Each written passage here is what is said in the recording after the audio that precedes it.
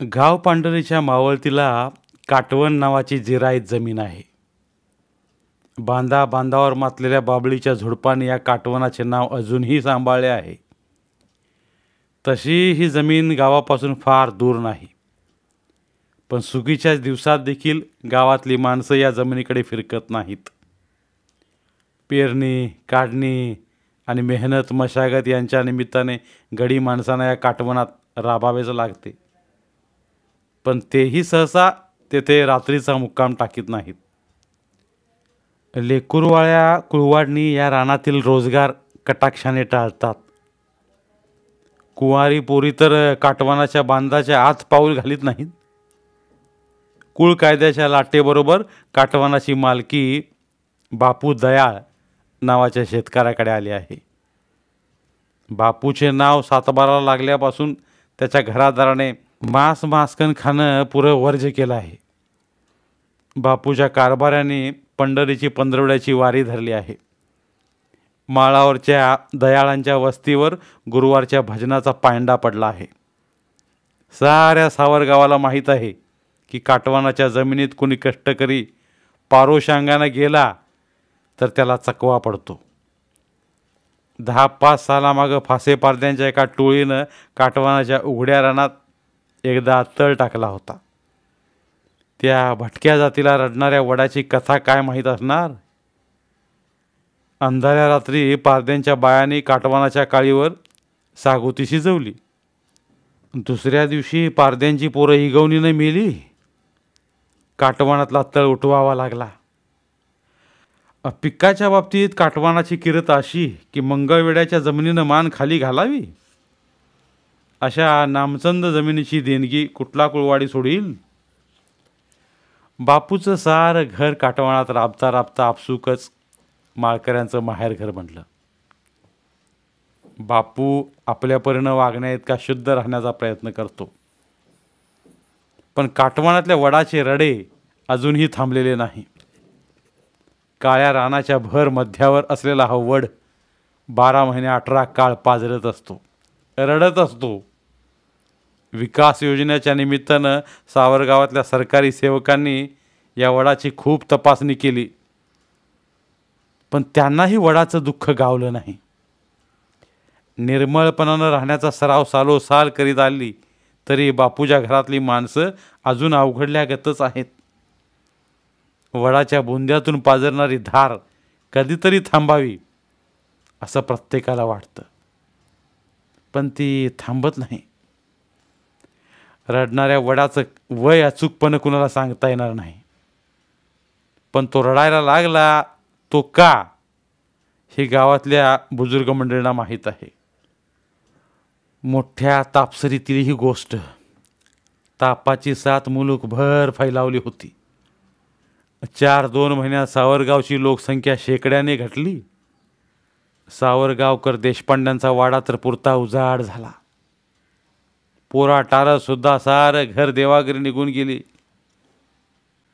म्हातारा आबा देशपांडे आणि माहेरपणाला आलेली त्यांची लेक यमुना एवढे 2च जीव वाचले.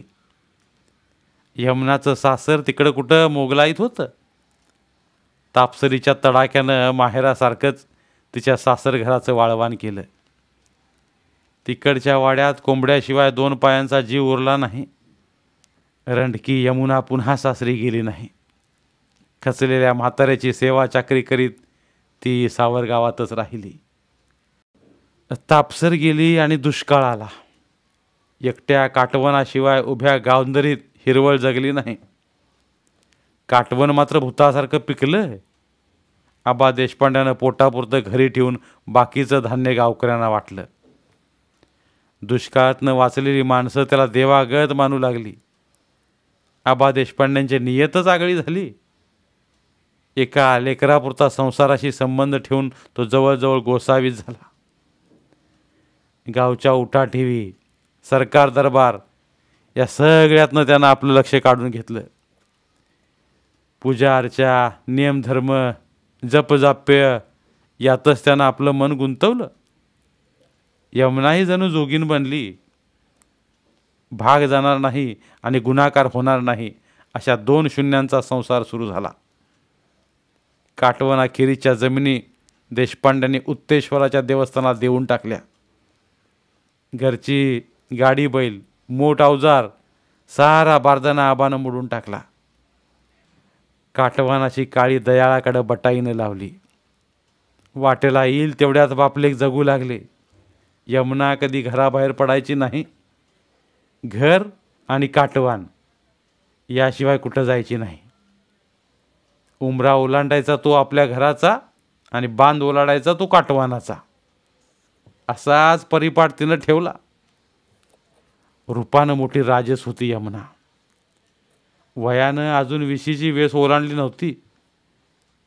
पोटपाणी पिकलं नव्हतं. अंगातला उफाडा अंगात मावत नव्हता.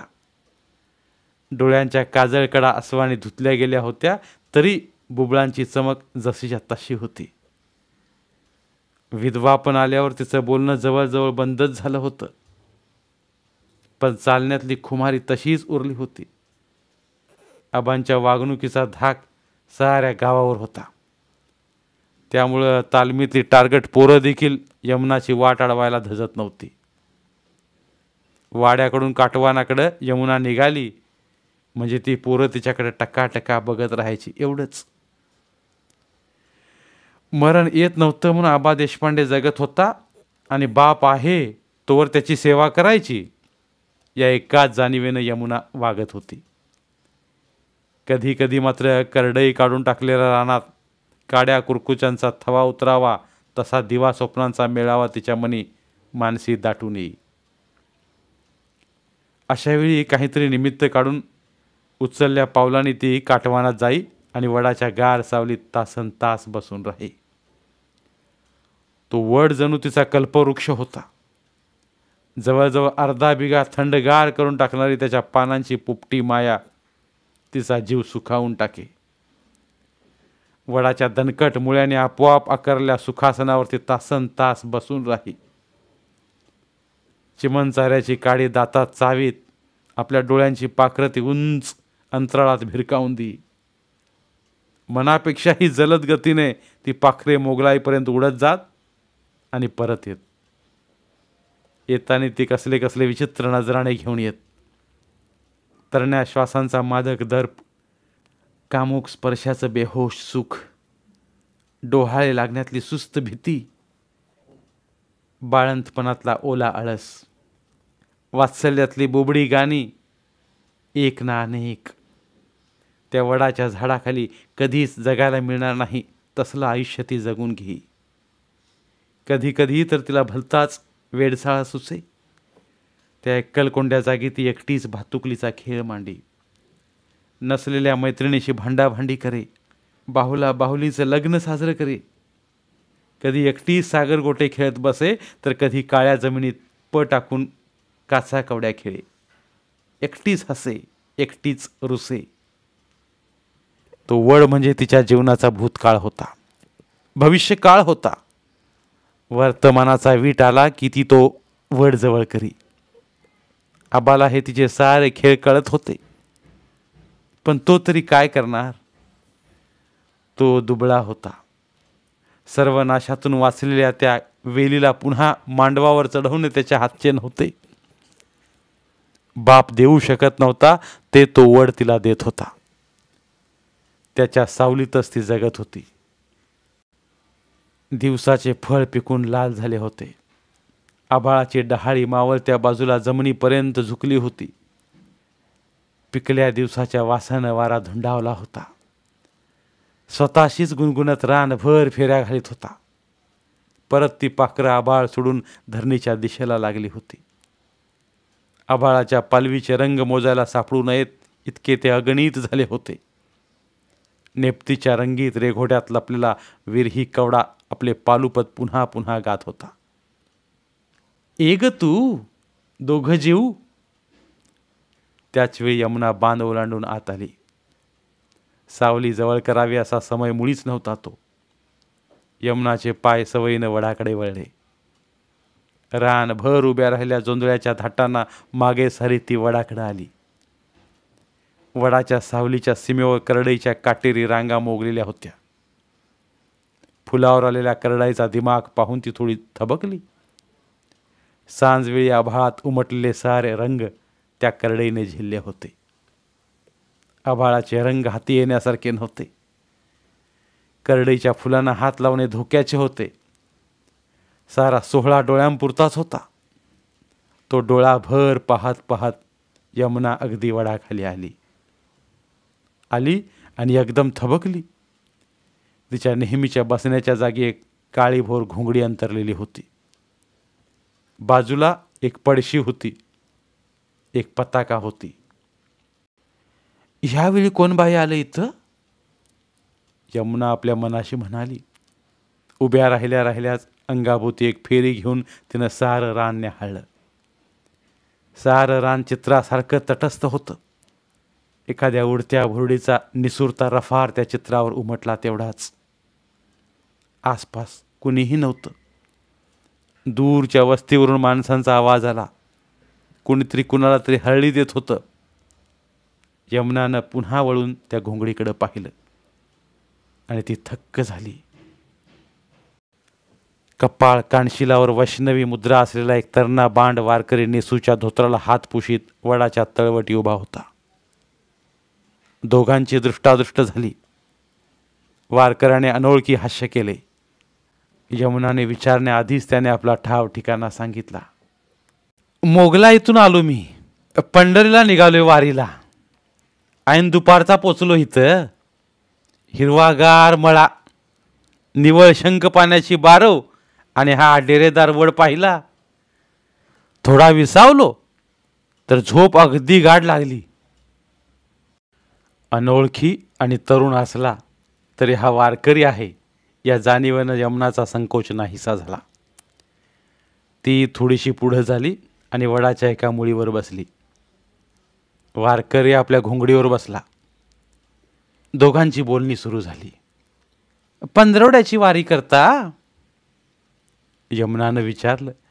नाही, आखाडी, कार्तिकी आणि माही, सालातून 3दा.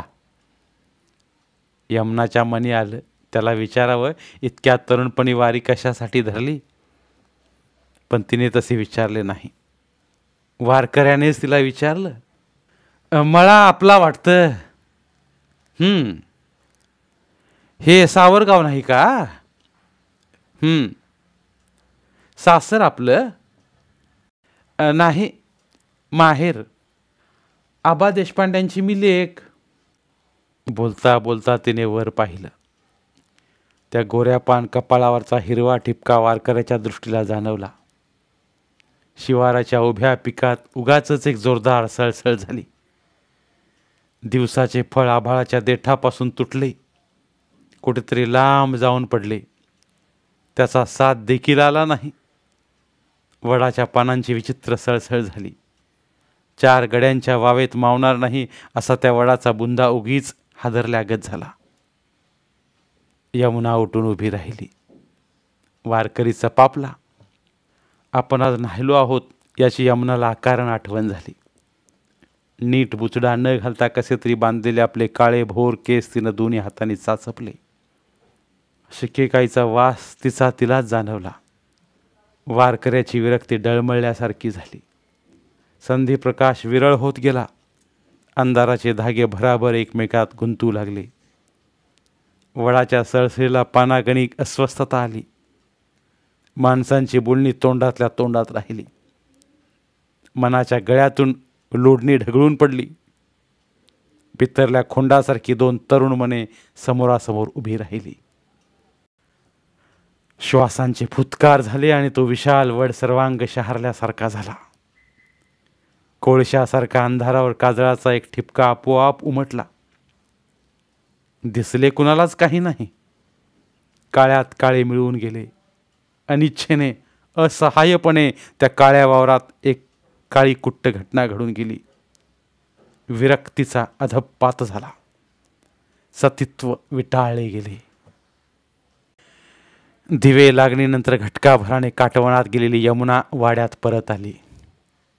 आबा उसरीवर शतपावली करीत होते. तोंडाने रामरक्षा गुणगुणत होते. उसरीवर जोडीच्या समया तेवत होत्या. त्यांच्या ज्योतीतळी काजळी होती. माथ्यावर धुराचेच रफार उमटत होते. आल्या आल्या यमुनाने बापाच्या गळ्यालाच मिठी मारली. ती ओक्साबोक्शी रडू लागली. आबाने लाख विचारले, पण मुलीला सांगणे सुधरेना. शब्दावर थांबत तिने घडलेली हकीकत सांगितली. तेव्हा म्हाताऱ्या बापाच्या शरीरातील शीरने शीर ताठरली. एखाद्या दगडी पुतळ्यासारखा तो निश्चल झाला. त्या एकाकी भयान वाड्यात ती दोघे बापले कितीतरी वेळ तशीच निश्चल राहिली. विवेकाचा पहिला शब्द वात्सल्याचा सुचला. यमुना, घडलं ते अनपेक्षित घडलं, पण ते अपरिहार्यही होतं. दोष कुणाचाच नाही. ही गोष्ट जीवाला लावून घेतलीस, स्वतःचं काही बरं वाईट केलंस तर मी एकटा राहीन बेटा, एकटा राहीन. यापुढं काय बोलावं ते म्हाताऱ्यालाही सुचलं नाही. उंजळीने तोंड झाकून तो ओक्साबोक्शी रडू लागला. दोघांचे डोळे आटून कोरडे ठणठणीत झाले. सुखदेवाची चांदणी पदराखाली निळी पंती घेऊन हळूहळू आभाळात आली. तेव्हा लेकीच्या पाठीवर हात फिरवीत कोरड्या ठणठणीत आवाजात म्हातारा मुलीला म्हणाला, नवऱ्याच्या मरणाचं दुःख मनात कोंडलंस तसं हे शारीरिक दुःखही कोंडून ठेव. माणूस अखेर माणूस आहे, दुबळा आहे. माझ्या गळ्याची शपथ आहे, तू जीवाचं बरं वाईट करू नकोस, मरू नकोस. फार मरणं पाहिलीत मी. दुसऱ्या दिवशी उजाडताच गावात अवही उठली. काटवणातल्या वडावर कोणा वारकऱ्यानं फास लावून घेतला. बाया बापड्या पोरं टोरं सारा गाव काटवणाकडे धावला. शेकडो डोळ्याने ते भयान दृश्य प्रत्यक्ष पाहिलं. उपरण्याच्या फासाला एका तरुण वारकऱ्याचं प्रेत अधांतरी लोंबकळतच होतं. पाटील पंचांनी पंचनामा केला. प्रेत तालुक्याला पाठवलं. त्याची उत्तर तपासणी कशी झाली आणि त्याला मंत्राग्नी कुणी दिला, सावरगावकरांना काहीच माहीत नाही. एवढ्या भानगडीत आबा देशपांडे काटवणात कसे आले नाहीत म्हणून गावातली काही कारभारी मंडळी सांजेच्या वेळी देशपांडांच्या वाड्याकडे गेली. वाड्यात अंधार होता. दावणीची गायी गुरं मुकळी सुटली होती. आबा आणि त्यांची लेक दोघांपैकी कुणीच घरात नव्हते. गावाच्या आश्चर्याला पारावार राहिला नाही. ती दोघं कुठं परागंदा झाली कोण जाणे. त्यांच्यासाठी कुणाचेच डोळे ओले झाले नाहीत. काळजं हळहळली पण अश्रू खळाळले नाहीत. त्या भल्या माणसाचं दुःख फक्त एका निश्चल वृक्षराजाला झालं. आबांचा काटवणातला वड त्या दिवसापासून पाझरू लागला. वृक्षाला डोळे असतात की नाही कुणाला माहीत. अश्रूंचे जन्मस्थान डोळे नव्हेच, काळजाचे पाझर डोळ्यावाटे वाहतात. काटवणातला तो वड अजून रडतो आहे, अजून पाझरतो आहे. गावकरी म्हणतात वारकऱ्याच्या मरणाचं दुःख त्या झाडाच्या बुंध्यातून झरत आहे. वड कुणासाठी रडतो आहे ते कोण सांगणार. तो तरणा वारकरी जितका निष्पाप होता तितकीच आबांची यमुनाही निष्पाप होती. माणसाच्या कुडीत वाढलेल्या त्या आत्म्यांना या अपराधाची झळ लागली की नाही कोण जाणे. निसर्ग मात्र डोळे गाळतो आहे. काटवनात तो वड अजून रडतो आहे. त्याचे खोड अधिकच जुनाट झाले आहे. विस्तार अधिक पसरला आहे. मुळाच्या गुंतवणीला एखाद्या पाराचं रूप आलं आहे. पानझडीच्या काळात त्याच्यावरचे पान न पान गळून पडते. चैत्राच्या आरंभी त्याला पुन्हा लालसर पालवी फुटते. लाल पालवी पोपटी होताच पोपटी रंग सावळ्या हिरव्या रंगात पालटतो. पानांच्या फुलांना आडोशाला फुलं उमलतात. फुलांची लाल लाल लहानशी फळं होतात. रानपाखरांचे थवेच्या थवे निशंकपणे आपली उपजीविका करतात. रानात मशागत करून थकलेले दयाळचे गडी त्याच्या विशाल सावलीत विसावतात. वडाची उदारता आहे तशीच आहे, पण त्याचे अश्रू मात्र थांबलेले नाहीत. तो अखंड रडतो आहे, अखंड रडतो आहे. धन्यवाद. आपल्या प्रतिसादाबद्दल आम्ही शतशः आभारी आहोत.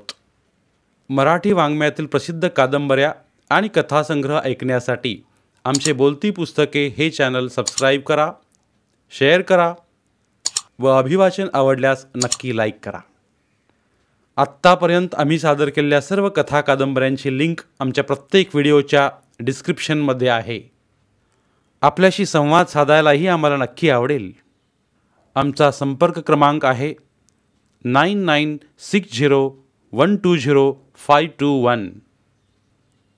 पुन्हा एकदा धन्यवाद.